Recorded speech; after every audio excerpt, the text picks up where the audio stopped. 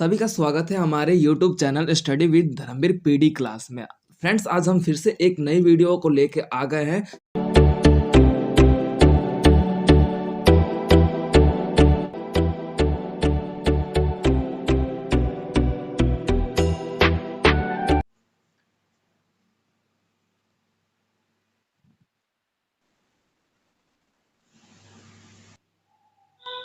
ठीक है, तो हमारा जो आपका नेक्स्ट क्वेश्चन है, जो कि एग्जाम के लिए most important and valuable question है।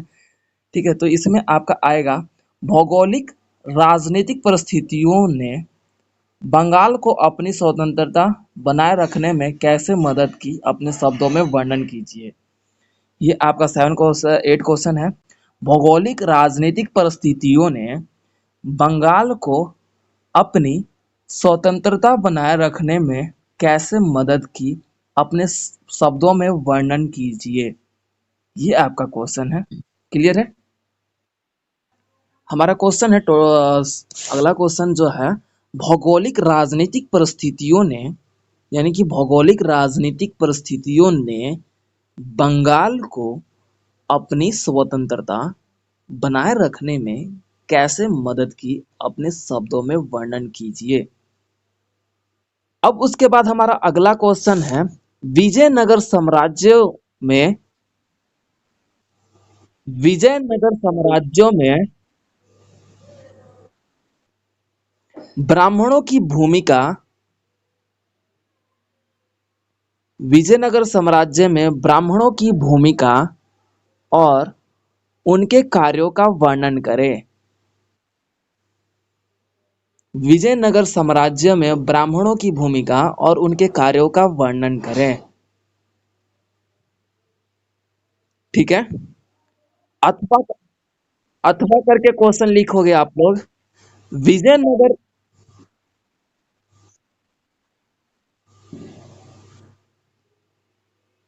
अब उसके बाद हमारा ये अथवा करके लिखेंगे, विजयनगर साम्राज्य की स्थापना की भूमिका का वर्णन करें। विजयनगर साम्राज्य की स्थापना का भूमिका का वर्णन करें।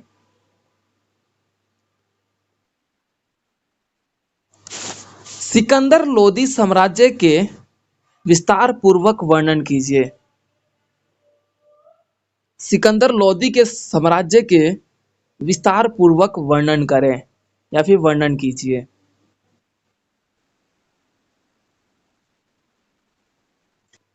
फिर अगला क्वेश्चन है हमारा, तुर्की और अफगान राजनीतिक व्यवस्था में क्या अंतर था। तुर्की और अफगान राजनीतिक व्यवस्था में क्या अंतर था। तुर्की और अफगान राजनीति व्यवस्था में क्या अंतर था। अगला क्वेश्चन है आपका, पानीपत की दूसरी लड़ाई के बाद पानीपत के दूसरी लड़ाई के बाद बरहमा खां के द्वारा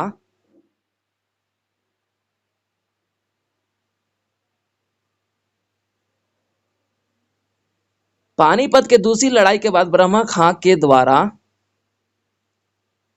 सत्ता की बरहम खां लिख लो। बरहम खां आपका होता है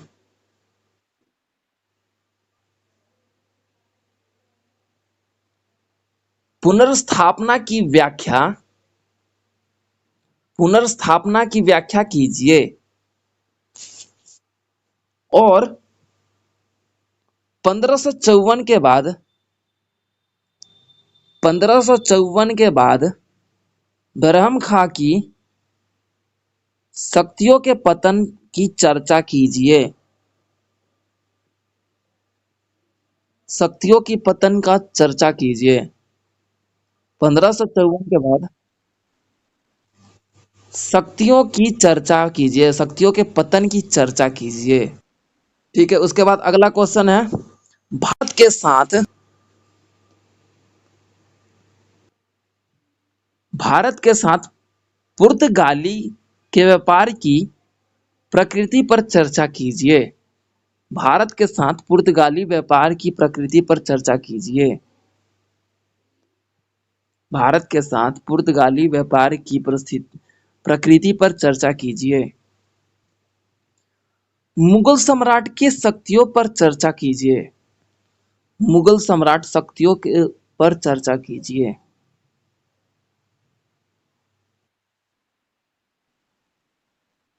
हाँ जी, अथवा करके इसी में लिखोगे, अथवा मुगल प्रशासनिक व्यवस्था की शक्तियों के बारे में बताते हुए मुगल प्रशासनिक व्यवस्था की शक्तियों के बारे में बताते हुए इसके समय काल पर चर्चा कीजिए। इसके समय काल पर चर्चा कीजिए। अगला क्वेश्चन, अलाउद्दीन खिलजी द्वारा हमारा ये क्वेश्चन है, अलाउद्दीन खिलजी द्वारा मूल्य नियंत्रण अलाउद्दीन खिलजी द्वारा मूल्य नियंत्रण लागू करने की परिस्थितियों और उसके उपायों पर चर्चा कीजिए। अलाउद्दीन खिलजी द्वारा मूल्य नियंत्रण लागू करने की परिस्थितियों और उसके उपायों पर चर्चा कीजिए। तो आपको हमारा क्वेश्चन है, भौगोलिक राजनीतिक परिस्थितियों में बंगाल की अपनी स्वतंत्रता बनाए रखने के लिए कैसे है मदद की, यानी कि बंगाल ने कैसे अपने परिस्थितियों को स्वतंत्रता रूप में बनाए रखने के लिए मदद हुआ, अपने शब्दों में वर्णन कीजिए।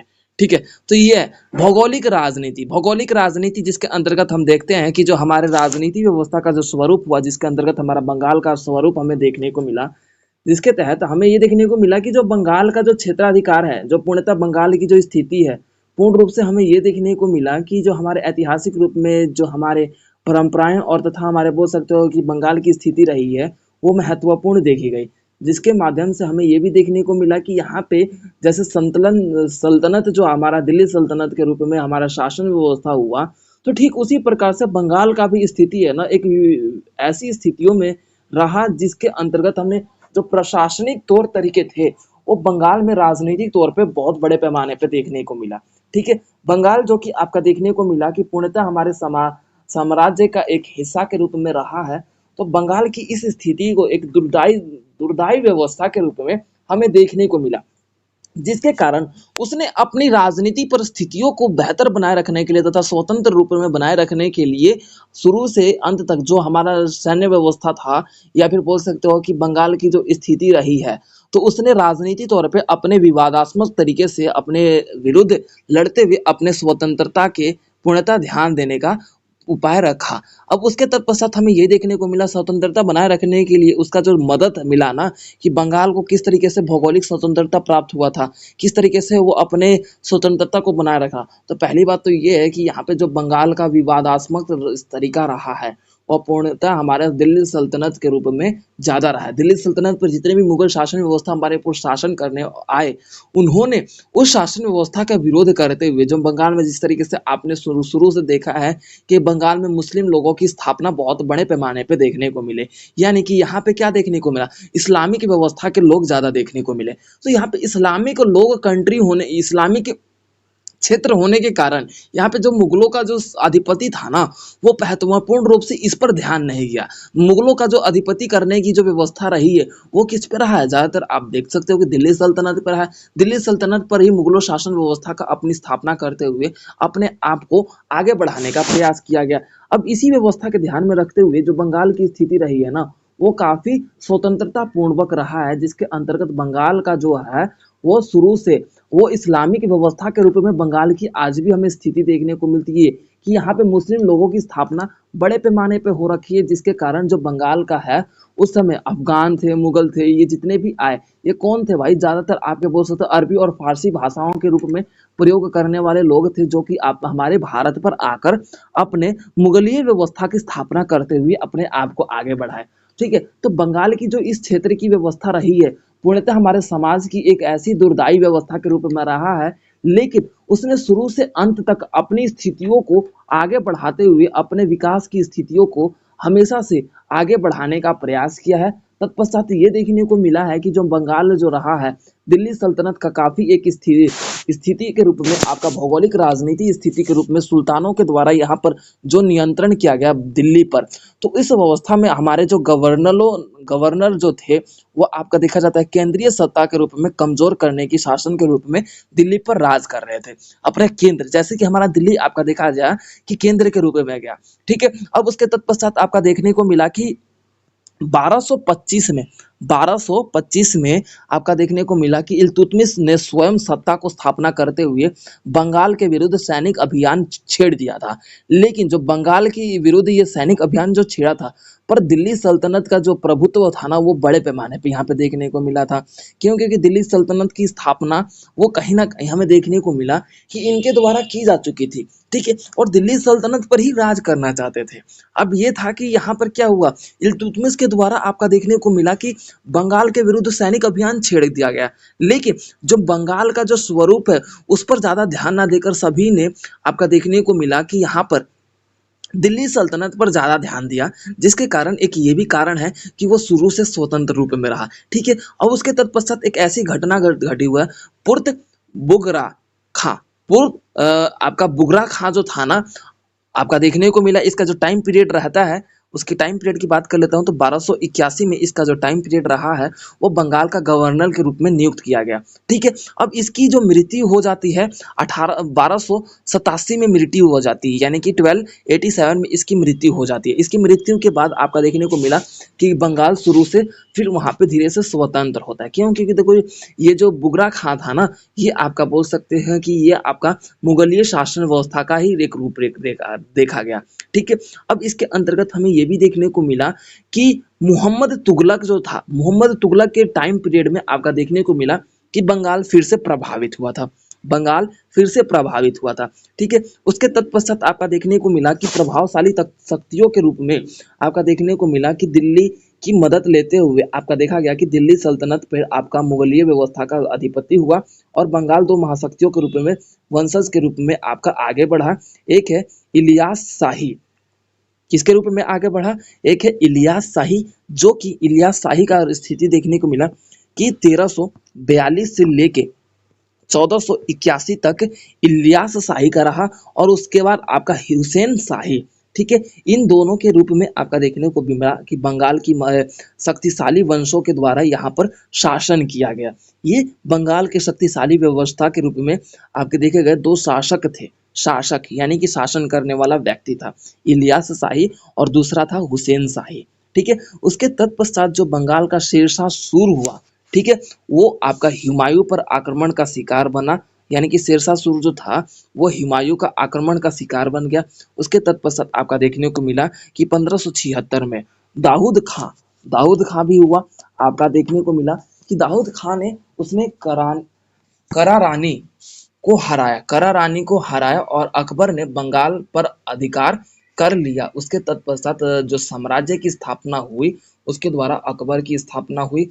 उसके तत्पश्चात आपका देखने को मिला कि कुछ समय के बाद इनका जो बंगाल पर कब्जा रहा, बंगाल पर कब्जा रहते के साथ साथ आपका देखने को मिला कि 1404 में पहला राजपूत जो है मिंग शाह के दरबार में भेजा गया। तत्पश्चात 1409 से लेके 1410 तक दोनों देशों में राजपूताना व्यवस्था होने के कारण यहाँ पे जो मुगलीय व्यवस्था का जो स्वरूप था, जैसे कि आपका अकबर का भी हुआ, तो उसके तत्पश्चात आपका देखने को मिला कि 1538 में शेरशाह सूरी के हाथों घोड़ के पतन के साथ जो गौरवशाही हुसैन शाही वंश का शासन था उसने अंत कर दिया।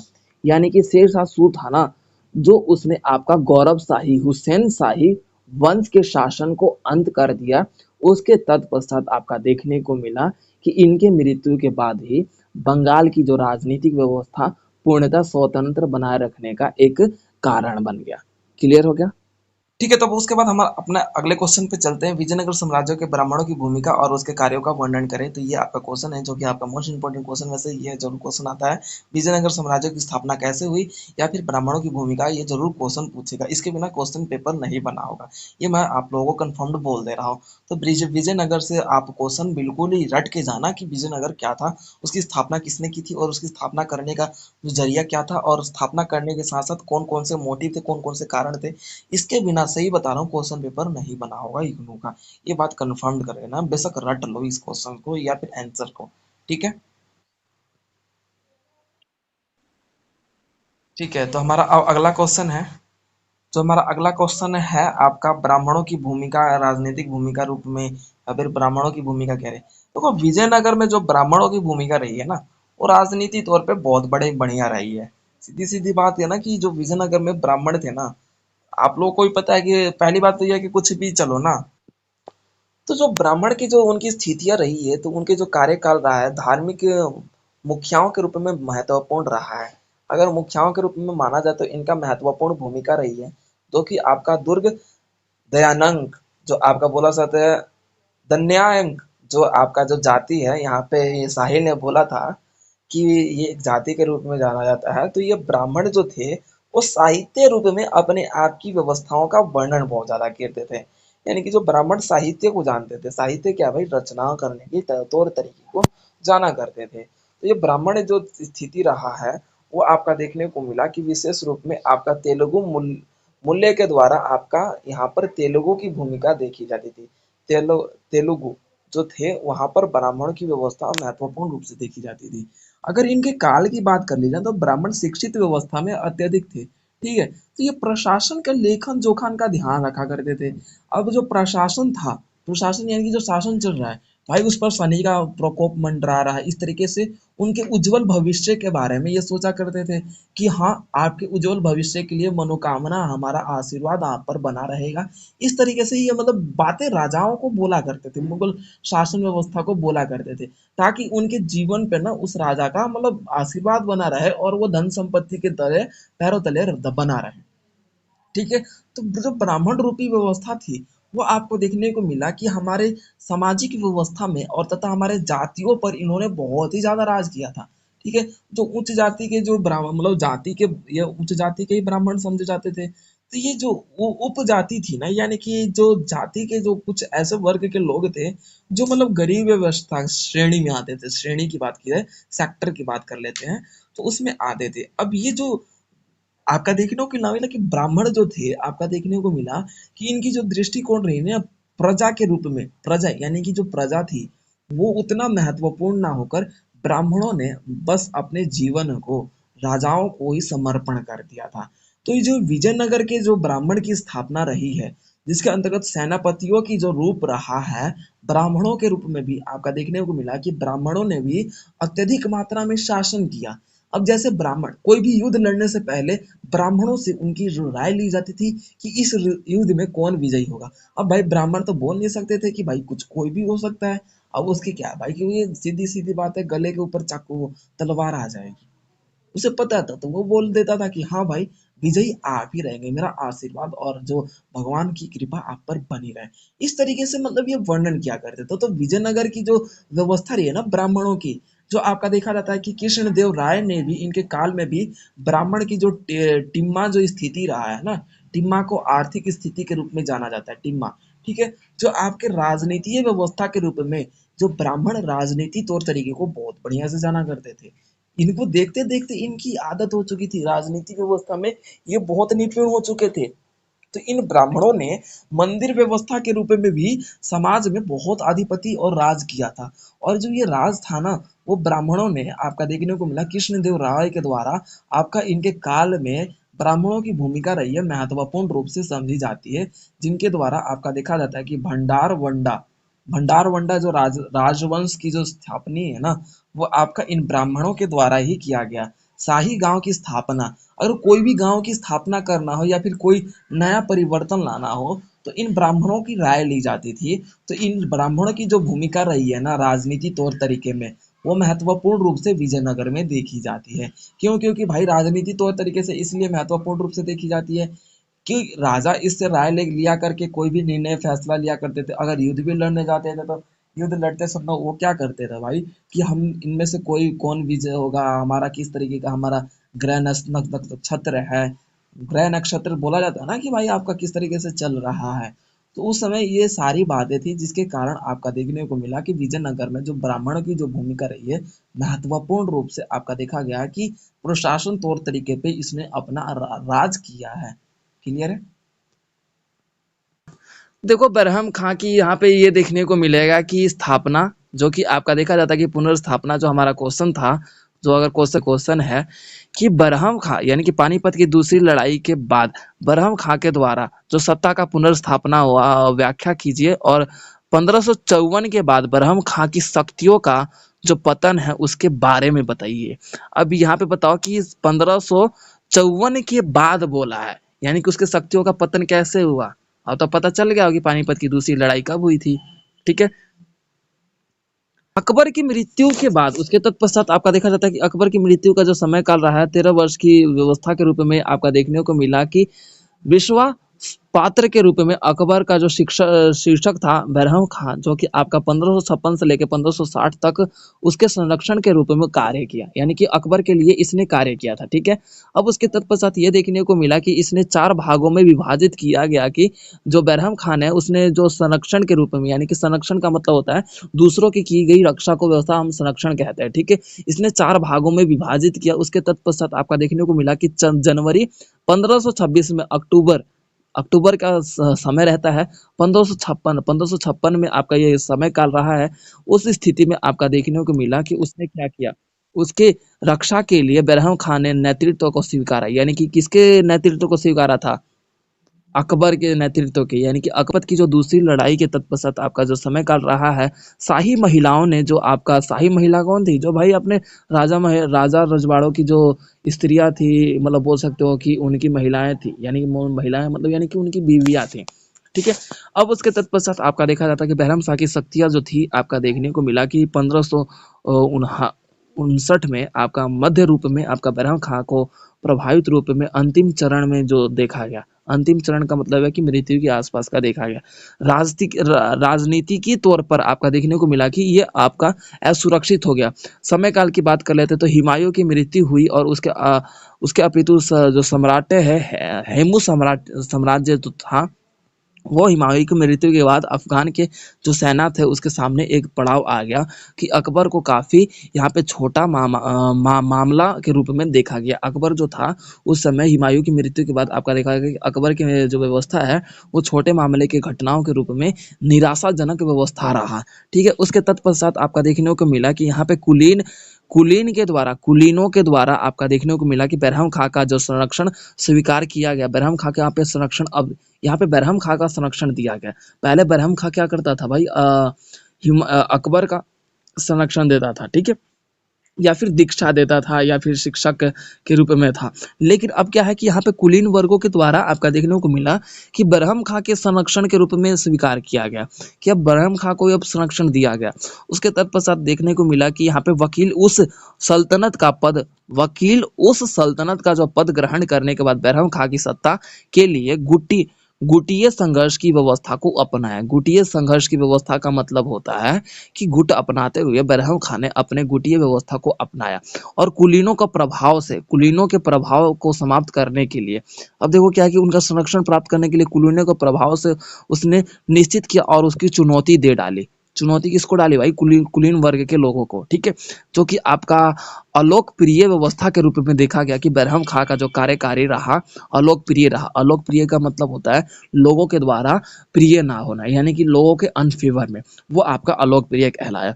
उसके तत्पश्चात आपका देखने को मिला कि 1556 में जो मिर्जा सुलेमान जो था ना, जिसने काबुल पर आक्रमण किया था, उसके बाद मुनीम खां को अलग करने के लिए अवसर प्राप्त मिला और आपका देखा था 4 माह के मुनीम खां के दरबार में आपका संपर्क स्थापित करते हुए जो बरहम खां ने अपनी स्थितियों को दरबार की और सुदृढ़ रूप से आगे बढ़ाया।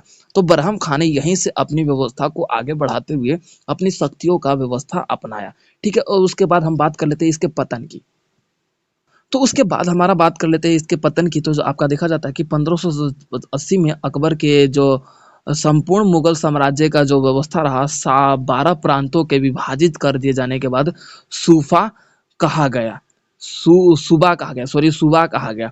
सूबे जो आपके बोल सकते हो कि इलाहाबाद, आगरा और अवध, अजमेर और अहमदाबाद और बिहार, बंगाल, उड़ीसा और दिल्ली, काबुल, लाहौर और मुल्तान तथा मालवा थे। यानी कि सूबा जो थे ये आपके बोल सकते हो कि इन क्षेत्रों के जो विरोध थे ना उनका जो सूबा नाम रखा गया था। ठीक है, दक्कन के विजय के बाद आपका देखने को मिला कि 3 नए सूबों का शामिल किया गया। दक्कन का जो विजय प्राप्त हुआ ना उसमें 3 नए सूबों को स्थापित किया गया, जिसका आप टोटल कितना हो गया था 15। पहले कितने थे, 12 प्रांत थे पहले, अब कितने हो गए 15। उसके बाद सैन्य प्रशासन ने जो अकबर ने सैन्य प्रशासन के रूप में आपका देखा गया कि उसके स्वरूप का वर्णन करते हुए यहाँ पर पुनर्व्यवस्था का स्थापना किया गया और नागरिकों के अधिकार के लिए यहाँ पे योग्यताओं का आधिपत्य व्यवस्था को आगे बढ़ाया गया। नागरिकों के अधिकार के लिए, ध्यान रखना कि नागरिकों के अधिकार के लिए। उसके बाद 66 स्तरों पर आपका देखने को मिला, 66 यानी कि 66 स्तरों पर देखने को मिला कि सैनिकों के नेतृत्व के लिए यहाँ पर 1000 सैनिकों का नेतृत्व किया गया तथा नागरिकों को सुरक्षा प्रदान किया गया। इसके तत्पश्चात आपका देखने को मिला कि यहाँ पे ब्रह्म खां की व्यवस्था का धीरे धीरे पतन का जो उत्तराधिकारी इसके रूप में आया और उसके बाद धीरे धीरे इसका पतन होता है। अकबर के शासन काल की बात कर लेते हैं तो सैन्य शासन व्यवस्था यहाँ पर विकसित होते हुए आपका देखने को मिला कि बैरम खां का जो पतन की व्यवस्था यहीं से आपका देखने को मिलता है कि शुरू और जन्म होता है।